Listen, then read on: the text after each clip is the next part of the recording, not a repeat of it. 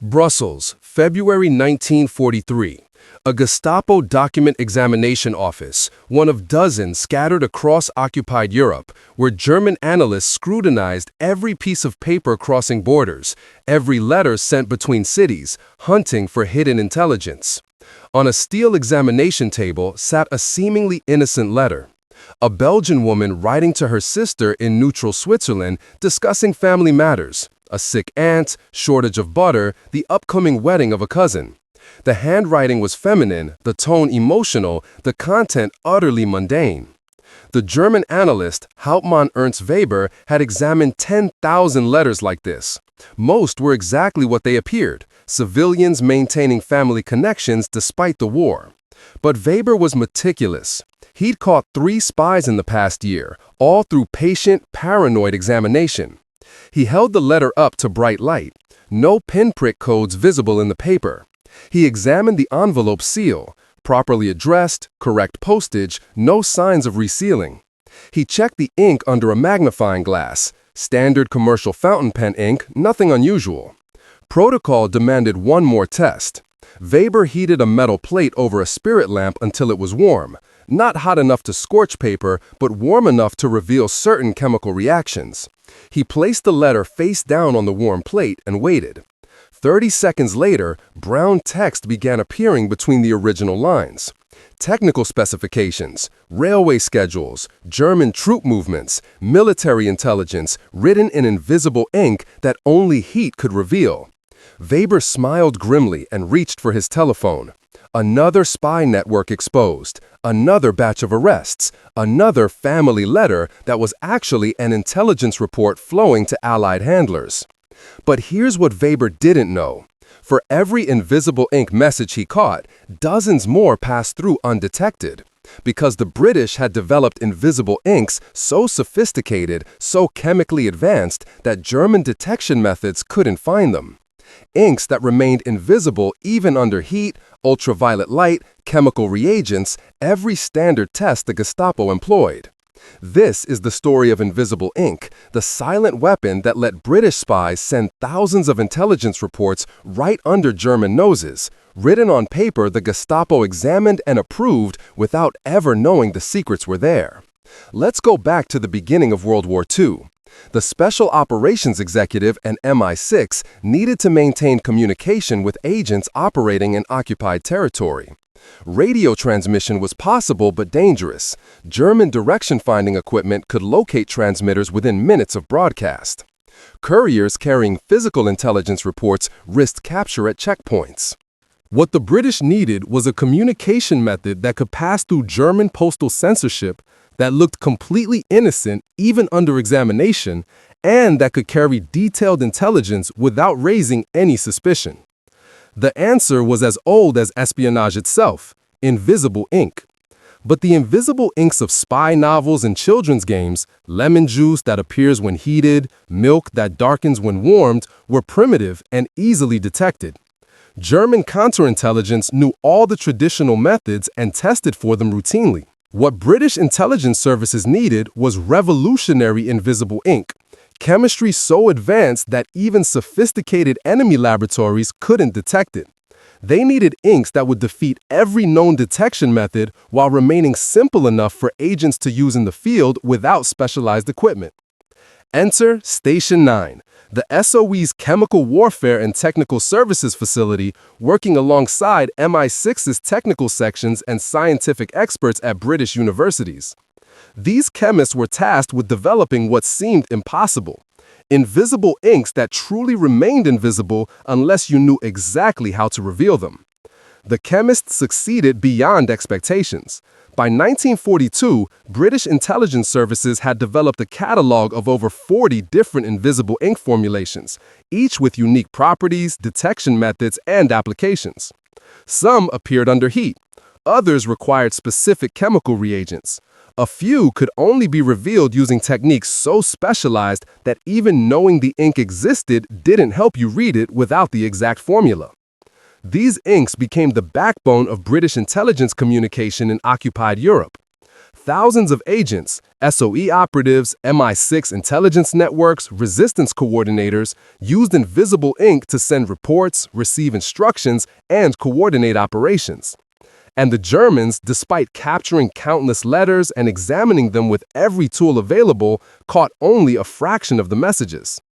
The invisible ink war became a chess match. British chemists developing new formulations, German counterintelligence developing new detection methods, British chemists responding with even more sophisticated inks. And throughout the war, Britain stayed several moves ahead. But how do you make ink that's truly invisible? Creating effective invisible ink required solving multiple chemical challenges simultaneously. The ink had to be invisible when applied. This sounds obvious, but many substances leave visible traces, slight discoloration, texture changes, glossy residue. The ink had to be completely undetectable to the naked eye, even under bright light or magnification. Capable of carrying information, the ink had to produce clear, readable text when revealed. Faint or blurry reveals were useless. Intelligence reports needed to be perfectly legible. Stable over time. Messages might take weeks to reach their destination. The ink couldn't fade, decompose, or react with paper fibers in ways that would make revelation impossible or create premature visibility. Resistant to environmental factors, humidity, temperature variations, exposure to light, the ink had to survive real-world conditions without becoming visible or unreadable. Revealable only by specific methods. This was critical. If heat revealed your ink, and Germans routinely heat-tested letters, your ink was useless. British chemists needed inks that resisted standard detection methods. Station 9 chemists categorized invisible inks into several types based on their revelation methods. Type A, heat-sensitive inks. These were the simplest and earliest formulations, solutions of cobalt chloride, copper sulfate, or phenolphthalein that remained invisible until heated. These inks were useful for low-security communications because they were easy to use, but also easy for Germans to detect. Type B, chemical developer inks. These required specific chemical reagents to appear. For example, a message written in ferrous sulfate solution remained invisible until treated with potassium ferricyanide solution, which turned the writing blue. The Germans would need the exact reagent formula to reveal the message, but if they captured an agent with both invisible ink and developer, they'd quickly understand the system. Type C, UV reactive inks. Certain compounds fluoresced under ultraviolet light but remained invisible under normal light. These were moderately secure. German labs had UV equipment, but routine sensors didn't UV scan every letter due to time constraints. Type D, advanced binary inks. The most sophisticated formulations required two-stage revelation. First, apply one chemical that created an intermediate invisible compound. Then apply a second chemical that reacted with the intermediate to produce visible text. Without knowing both chemicals in the correct sequence, the message remained invisible even to advanced laboratories. In 1940, British chemists discovered that pyrimidine, a common headache medication, could be used to create nearly undetectable invisible ink. The breakthrough came from understanding pyrimidine's unique chemical properties. Pyrimidine, aminophazon, was medically innocuous and legally available in occupied Europe. An agent caught with pyrimidine tablets could claim they were for headaches, a perfectly believable cover story given the stress of wartime life. Here's the genius. Pyrimidine tablets could be dissolved in water to create an invisible ink. Messages written with this solution remained completely invisible through all standard German tests. Heat testing. Pyrimidine solution didn't darken when heated. German analysts could warm letters all day and see nothing. UV examination. Pyrimidine didn't fluoresce under ultraviolet light. UV scanning revealed nothing. Chemical reagent testing. Standard reagents used by German labs, iodine vapor, silver nitrate solutions, potassium permanganate, didn't react with pyrimidine in ways that revealed text. So how did you reveal pyrimidine ink? With a highly specific chemical developer that British intelligence supplied to handlers and recipient networks. The developer, usually a solution containing para-dimethyl-aminobenzaldehyde, reacted with pyrimidine to produce an orange-yellow coloration that made text clearly visible. Without the exact developer formula, pyrimidine messages remained invisible even to expert analysis. The Germans knew British agents used invisible ink. They knew some advanced formulations existed. But they couldn't read pyrimidine messages because they didn't have the developer. And without a sample of both the ink and developer, reverse engineering the system was nearly impossible. Pyrimidine ink became the gold standard for high-security communications. SOE agents operating in Germany itself used pyrimidine ink for their most critical reports because even if letters were intercepted and examined, the intelligence remained hidden. But using invisible ink effectively required more than just chemistry. It required tradecraft. British intelligence developed extensive training protocols for invisible ink use, teaching agents not just the chemistry, but the psychology and technique of covert communication. The cover letter. This was fundamental. You couldn't send a blank piece of paper. That would be instantly suspicious. Every invisible ink message had to be written between the lines or around the margins of a perfectly innocent cover letter. The cover letter had to be genuinely mundane. Family news, business correspondence, complaints about rationing. Nothing that would interest German censors. Appropriately emotional. Real letters contained emotion. A letter that was too formal or too perfect would raise suspicions. Contextually accurate. If you were supposedly writing to a cousin in Switzerland, your cover letter had to reflect realistic details. Family members' names, local events, personal history.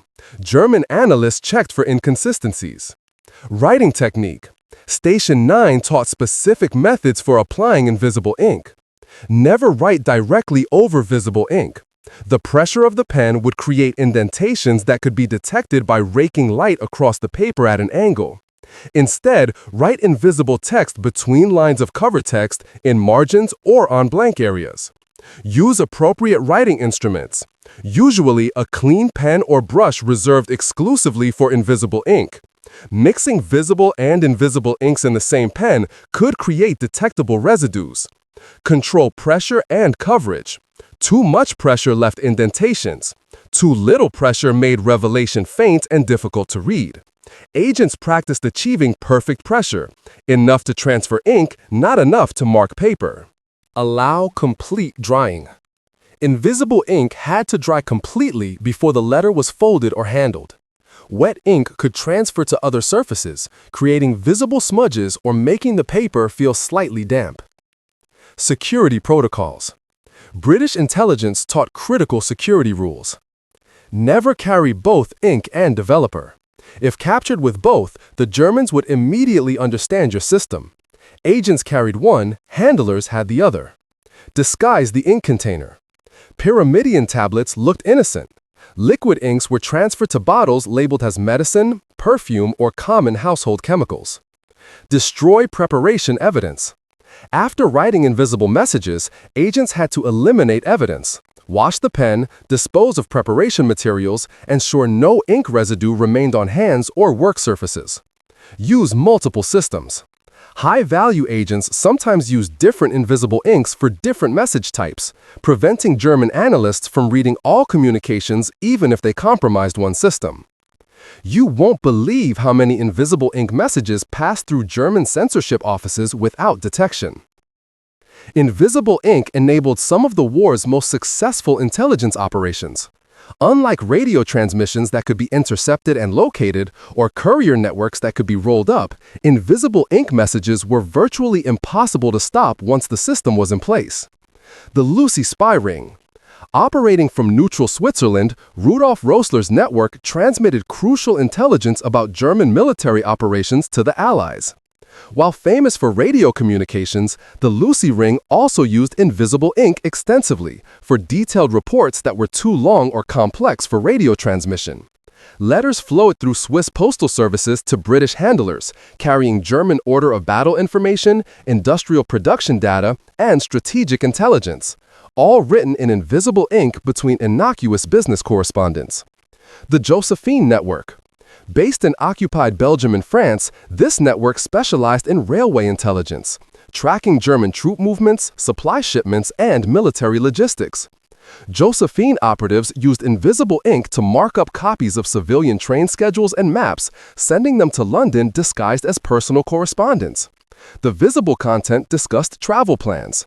The invisible ink annotated which trains carried military cargo, when they departed, and where they were headed. Agent Tricycle, Dushko Popov.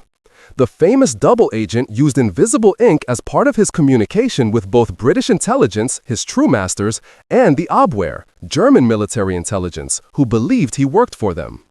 Both sides thought they were receiving genuine spy reports, never suspecting the same agent was feeding them different information using identical methods. Resistance coordination. French, Belgian, Dutch, and Norwegian resistance networks used invisible ink to coordinate sabotage operations. Drop zone coordinates, target lists, timing for coordinated attacks, all transmitted through German-controlled postal systems without detection. The volume was staggering. British intelligence services estimate that between 1940 and 1945, over 50,000 invisible ink messages were sent from occupied Europe to Allied handlers. Of these, German counterintelligence detected and read fewer than 2,000, a success rate of less than 4% for the Germans. That's a 96% success rate for invisible ink communications, far higher than radio transmission success rates, especially in the later war years when German direction finding became more sophisticated. The German counteroffensive. The Germans weren't passive. They understood British agents used invisible ink and developed increasingly sophisticated detection methods as the war progressed. Heat testing. Standard procedure. Every suspicious letter was gently heated to reveal heat-sensitive inks. This caught many early communications using primitive formulations, but British chemists quickly shifted to heat-resistant compounds. Ultraviolet examination. German laboratories acquired UV lamps and began scanning letters for fluorescent inks. This was effective against some formulations but time-consuming. Censorship offices couldn't UV scan millions of letters, so they tested only those already flagged as suspicious for other reasons. Chemical fuming. German analysts exposed letters to iodine vapor, which reacted with certain invisible inks to make them visible. This worked against some compounds but destroyed the paper, making it a last resort test for letters already deemed highly suspicious. Microscopic examination. High-power microscopy could detect pen stroke indentations where invisible ink had been applied with too much pressure. German counterintelligence trained sensors to look for these subtle surface disturbances. Texture testing. Some invisible inks altered paper texture slightly, making areas feel stiffer or smoother. German analysts developed tactile examination techniques, running their fingertips across letters to detect texture anomalies. Infrared photography. The most advanced German laboratories used infrared-sensitive film to photograph letters. Some inks that were invisible to the eye absorbed or reflected infrared differently than blank paper, creating contrast in IR photos. This was cutting-edge technology for the 1940s and remained rare due to equipment costs and technical expertise required. The cat-and-mouse game intensified throughout the war. When Germans developed a new detection method, British chemists responded with formulations resistant to that method. The continuous chemical arms race kept both sides innovating constantly. But the Germans faced an insurmountable problem. They couldn't test every letter with every method. The sheer volume of mail passing through occupied Europe, millions of letters monthly, meant that even with large censorship staffs, each letter received only cursory examination. Detailed laboratory analysis was reserved for letters already flagged as suspicious through other means: unusual addressing, known intelligence contacts, suspicious cover text. This created a statistical inevitability. Most invisible ink messages passed through undetected, simply because German censors didn't have time or resources to catch them all. Invisible ink wasn't perfect. Several weaknesses and failure modes led to captured messages and compromised networks. Human error. The most common failure. Agents who applied too much pressure left indentations. Those who didn't allow complete drying created smudges. Some accidentally contaminated cover letters with visible ink traces. German analysts trained to spot these mistakes caught hundreds of messages that chemically perfect ink couldn't save. Compromised formulations. When Germans captured agents with both invisible ink and developer, they could reverse engineer the system and test for similar formulations in other intercepted letters. Several British invisible ink systems were compromised this way, requiring Station 9 to develop replacement formulations. Environmental degradation. Some inks degraded over time or under poor storage conditions. Messages that took weeks to reach handlers sometimes arrived with invisible text so degraded it couldn't be revealed clearly. Critical intelligence was lost not to German interception but to chemical instability. Developer shortages. Handler networks sometimes ran short of developer chemicals needed to reveal messages. When this happened, invisible ink letters accumulated unread. Intelligence was being received but couldn't be accessed. Supply drops and smuggling operations had to include not just inks but developers to maintain operational capability. Suspicious patterns. German analysts looking for patterns sometimes noticed that certain addresses received unusually high volumes of mail, or that letters from specific senders always passed through particular postal routes. These pattern analyses led to targeted surveillance and eventually arrests, not because invisible ink was detected, but because communication patterns themselves were suspicious. Torture and confession. Several captured agents under interrogation revealed their invisible ink systems. These confessions gave Germans detailed information about specific formulations, allowing them to develop targeted tests. The only defense was compartmentalization, ensuring captured agents knew only their own system, not the full range of British invisible ink capabilities. Despite these failures, the system's overall success rate remained exceptionally high. Invisible ink was never the weak point. Human factors, operational security failures, and pattern analysis caused most compromises. While European operations were most famous, invisible ink saw worldwide use throughout World War II. Far East operations. British agents operating against Japanese forces in Singapore, Burma, and elsewhere used invisible ink adapted for tropical climates. Heat and humidity degraded some formulations, requiring Station 9 to develop humidity-resistant variants. These tropical formulations use different chemical bases, often incorporating compounds that remain stable in high temperatures and moisture. Middle East networks. Intelligence operations in Egypt, Palestine, and across the Middle East employed invisible ink for communications that couldn't risk radio interception. The challenge here was paper quality. Locally available paper sometimes reacted unpredictably with British ink formulations, requiring extensive testing and adaptation. South American monitoring. MI6 monitored German intelligence activities in South America partly through invisible ink communications with local assets. Letters flowed between Buenos Aires, Rio de Janeiro, and London, carrying intelligence about German agent networks, Abwehr operations, and potential Axis sympathizers. Neutral countries. Switzerland, Sweden, Spain, Portugal, neutral nations where both Allied and Axis agents operated, became invisible ink battlegrounds. Agents from both sides used postal services through neutral territories, creating complex intelligence flows where letters might be examined by multiple counterintelligence services before reaching intended recipients.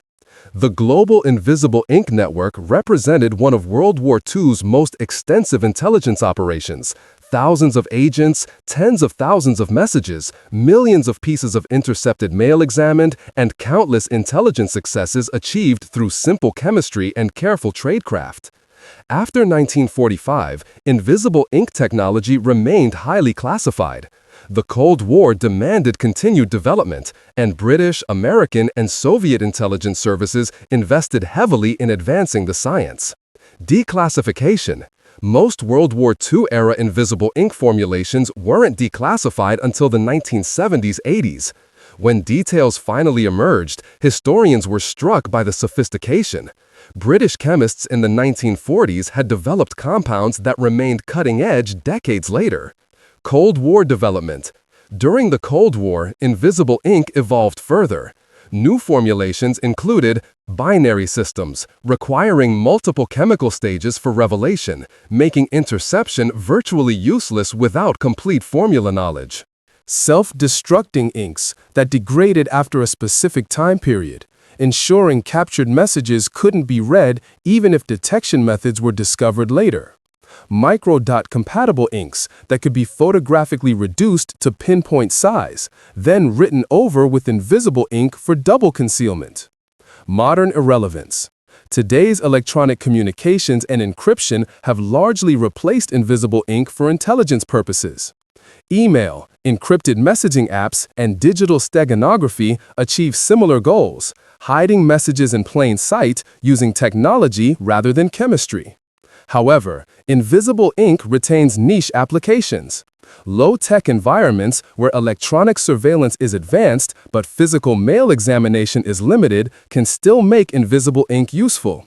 Some intelligence agencies maintain invisible ink capabilities specifically for scenarios where digital communication is impossible or too risky. Museum collections.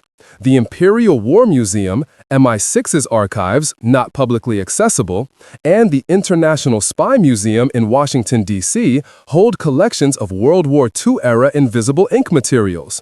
Sample bottles, developer chemicals, training documents. These artifacts provide tangible connection to the thousands of agents who risked their lives using chemistry to fight tyranny. Behind the chemistry and statistics were real people, agents who used invisible ink knowing that detection meant torture and death. Odette Sansom. The famous SOE agent used invisible ink during her operations in France before her eventual capture. She'd been trained in multiple systems and used pyromanin ink for her most sensitive communications. After her capture and torture, she revealed nothing about her invisible ink methods, a silence that protected other agents still operating with the same systems. Noor Inayat Khan. Another SOE agent, radio operator in Paris, used invisible ink as backup communication when radio transmission was too risky. Her invisible ink messages provided intelligence about German responses to Allied bombing raids and Wehrmacht's troop dispositions. She was eventually betrayed and captured, executed at Dachau, but her invisible ink communications contributed to D-Day planning intelligence. The Belgian postman.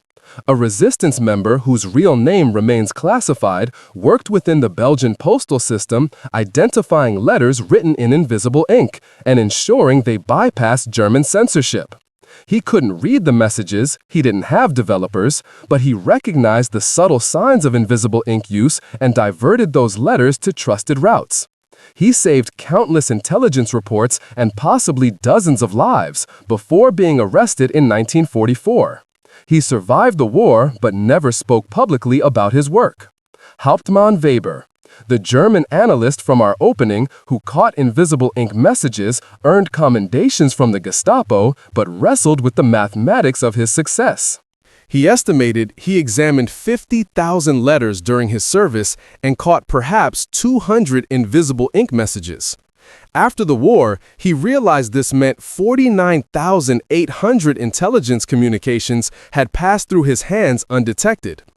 "I thought I was good at my job," he said in a 1970s interview. "I was good at my job." Invisible ink doesn't have the dramatic appeal of explosives or firearms. It doesn't make loud noises or create spectacular damage. In the pantheon of World War II weapons, it seems almost quaint, children's spy game stuff elevated to military application. But that perception misses the point entirely. Invisible ink was one of the war's most effective intelligence tools, enabling thousands of successful intelligence communications that informed strategic decisions, saved lives, and contributed to Allied victory. It worked because it exploited a fundamental weakness in German counterintelligence. They couldn't examine everything closely enough. The sheer volume of communication flowing through occupied Europe overwhelmed their censorship capacity, and invisible ink made the needle and haystack problem effectively unsolvable.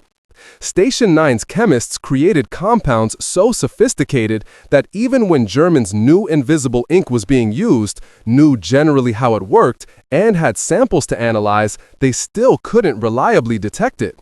That's not just clever chemistry. That's chemistry several years ahead of its time.